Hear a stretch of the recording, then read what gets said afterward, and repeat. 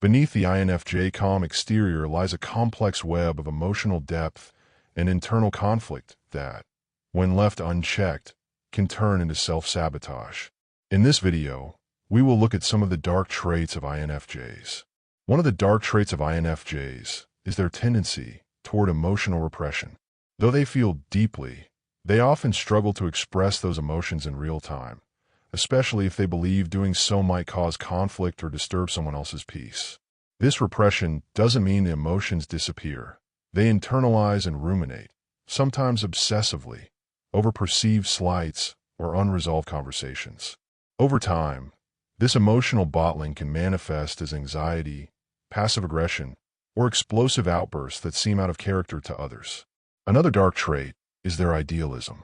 While idealism fuels their hope for a better world, it also gives rise to unrealistic expectations of themselves and others.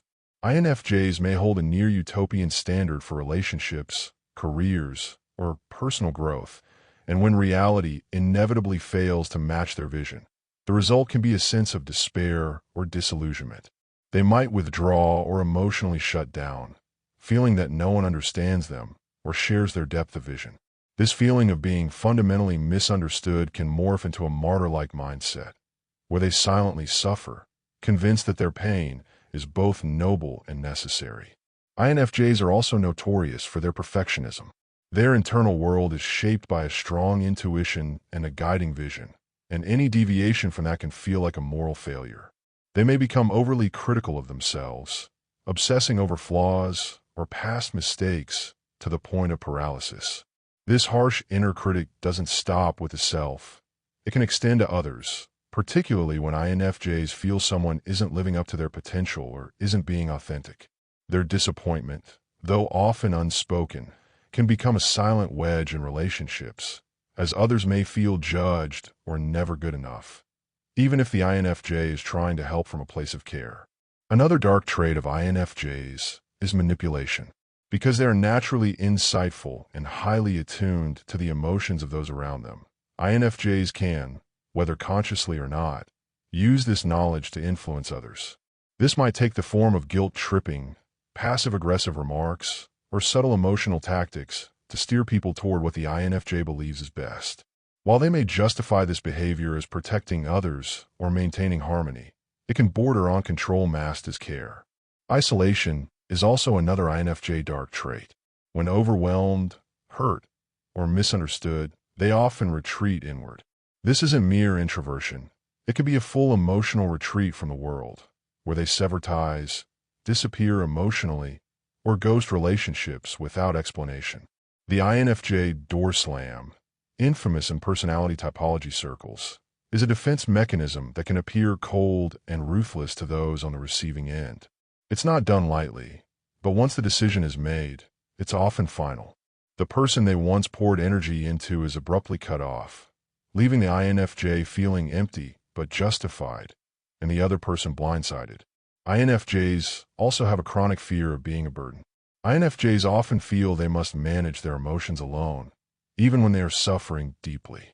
They are the type to listen to everyone's problems, offer support, and carry the emotional weight of others. Yet when it comes time to share their own pain, they hesitate. There's a subtle belief that their pain is too much, or that expressing their darker feelings would tarnish the harmony they've worked so hard to preserve. This leads to an exhausting double standard. They allow others to be flawed and messy, but deny themselves the same grace. Over time, this internalized pressure can erode their mental health, fostering deep loneliness and a silent cry for help that no one hears because the INFJ refuses to utter it. INFJs also have a tendency towards self-righteousness, though it's rarely aggressive. Because they operate from a strong value system and often feel deeply convicted about what is right and wrong, they may develop a moral superiority complex. This isn't always conscious, but it shows when they write people off as lost causes, when they believe no one else truly sees the truth, or when they quietly hold themselves above others for being more empathetic, more aware, or more spiritually enlightened. This can create an emotional barrier between them and others, a kind of inner aloofness that contradicts their desire for closeness and unity. And INFJs, people-pleasing tendencies, can also morph into something more toxic.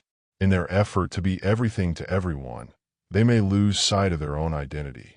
They shape-shift to fit the emotional needs of those around them, becoming whatever the moment requires: therapist, fixer, spiritual guide, until they don't even recognize who they are when they're alone.